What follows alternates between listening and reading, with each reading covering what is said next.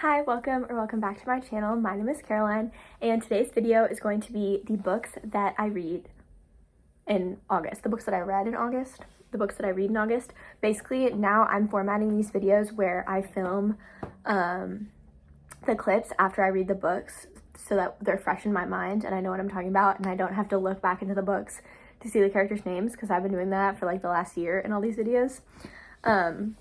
So it is currently August 8th, and I've read 2 books so far. I read one yesterday and one today, or like I finished one yesterday and I finished one today. So we're gonna talk about them. So the first book that I read in August is The Last Thing You Told Me.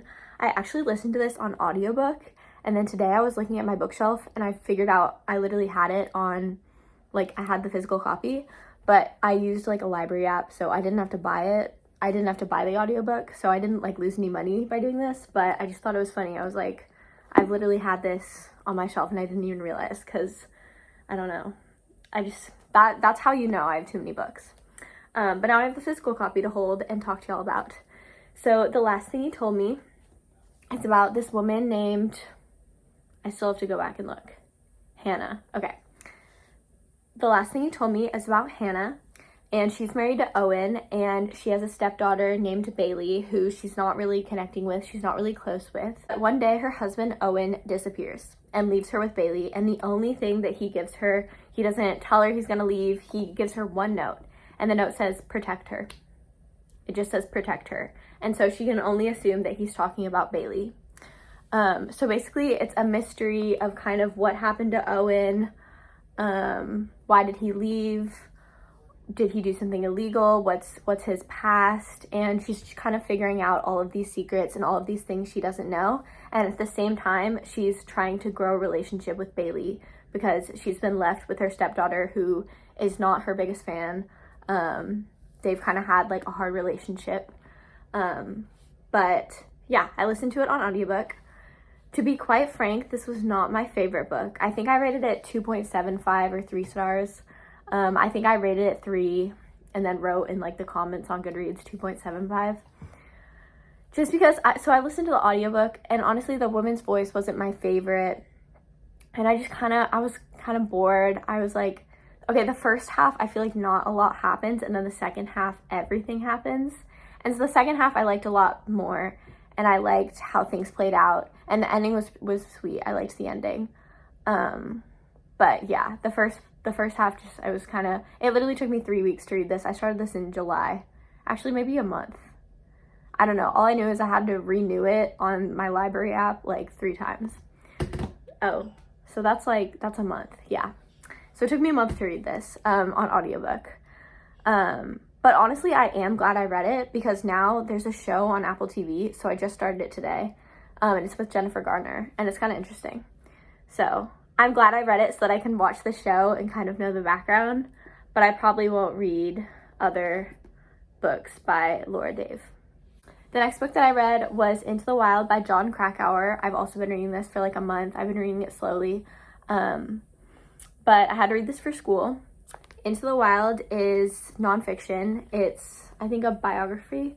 It's basically Jon Krakauer telling the story of Chris McCandless.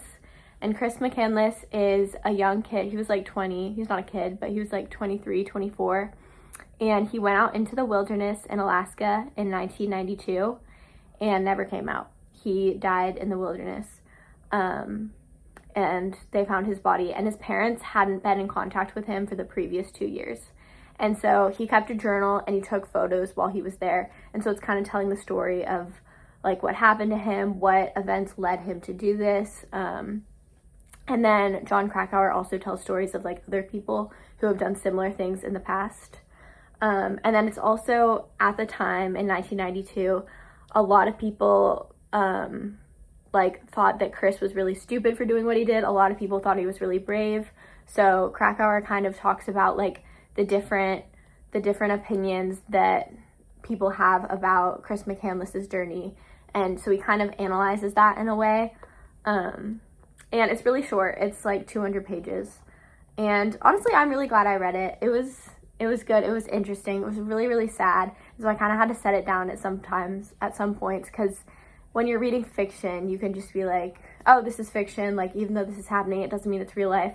But this is the story of a real kid and his parents and his family and how his death affected them. And it's really, really sad to read about. But it is an interesting story. And yeah, I think Krakauer writes it really well.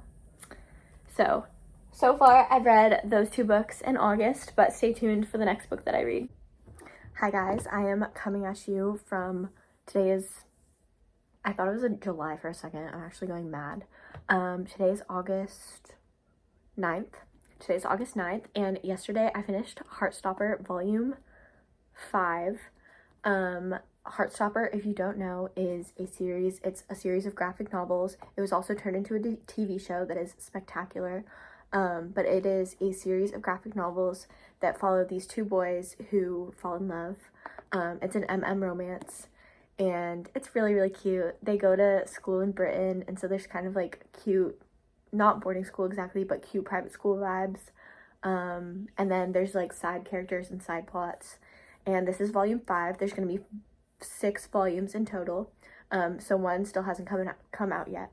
But I rated it a 4 stars. I rate all of these 4 stars just because I can't really rate a graphic novel like more than 4 stars.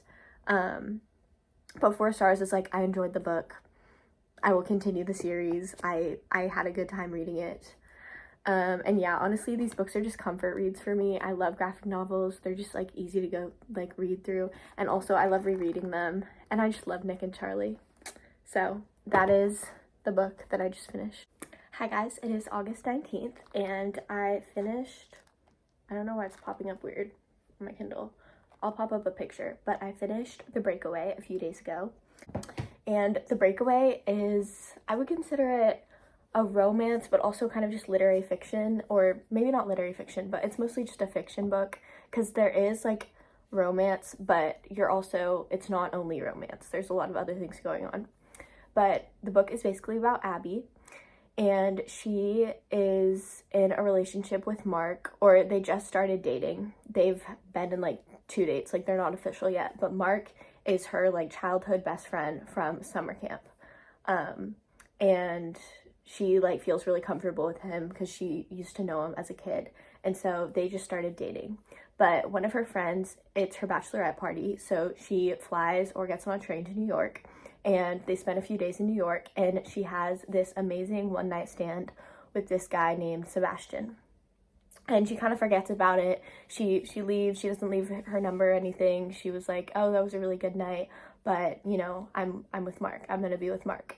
So 2 years pass, and Mark is talking about getting married and moving in. And Abby's kind of hesitant when he's bringing up these ideas, and she gets a call from her friend who works at a bike leading place that someone dropped out and she needs someone to lead this bike ride. And Abby has grown up biking, so she's like a very experienced biker. She's just never led like a ride before, but she ends up saying yes. She's like, will be like a great 2-week break. So she ends up saying yes, and she goes on this 2-week bike ride. And there's romance.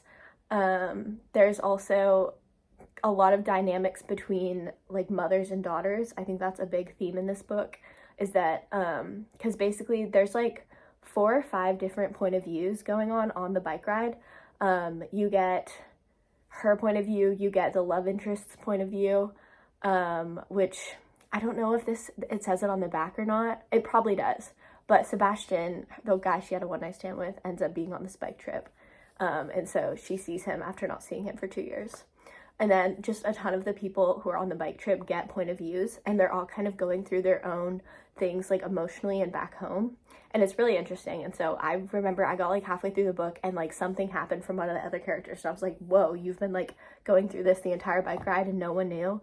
Like, and so it kind of just gives you perspective of like, everyone has their own story. Everyone has stuff like behind the curtain, you know, that they're going through that you don't know about. It was really good. I enjoyed it. I rated it 3.5 stars.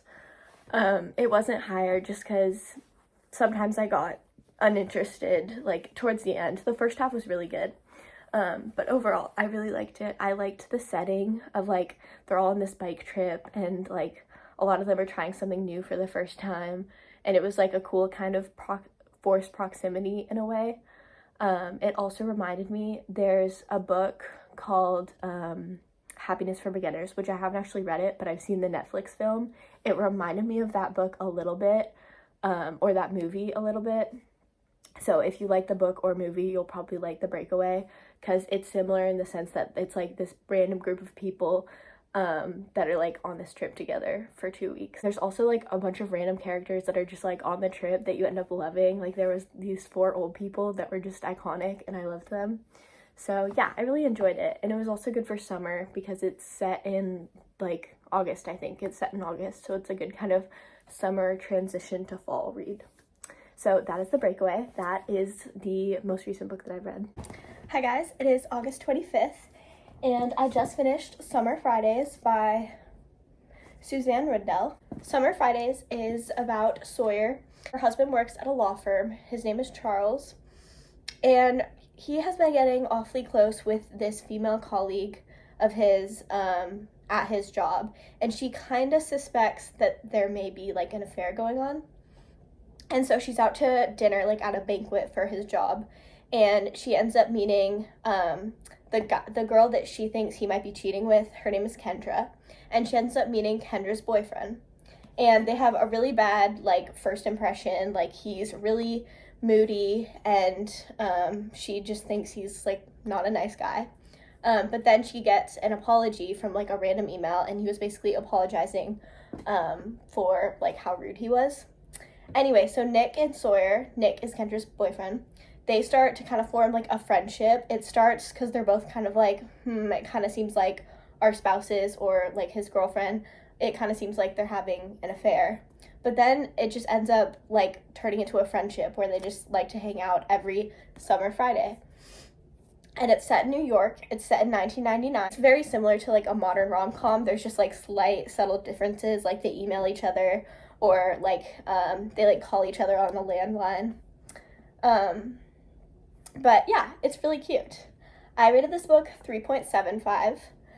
I will say there is kind of a trope in this that I think is kind of controversial, because she's not married. I might have said husband. She has a fiance. Charles is her fiance, but she's kind of getting close with this other guy. So you can kind of assume what I mean by there's a trope that not everyone likes in this, and some parts of that I didn't like, but overall I think it's really cute. I always like the first half of romances like much better than the second half, just because I love the banter and them getting to know each other, and it's really cool because they talk about like a ton of well-known places in New York, especially Coney Island. It just reminds me of Coney Island by Taylor Swift. So I was just like humming that in my head while reading this entire book, because it's also very them, that song. But yeah, I thought it was really cute. So if you're looking for books to add to your summer TBR, I know it's like dog days of summer, but this would be a great book to read this summer or for next summer. Hi guys, thank you so much for watching this video. Those are all the books that I read in August. In total, I read 5 books in August, which overall I think is pretty good, because that's a little bit more than 1 a week, I think. Or maybe that is just 1 a week. Yeah, but that is just 1 a week. But thank you so much for watching this video. Stay tuned for videos in September.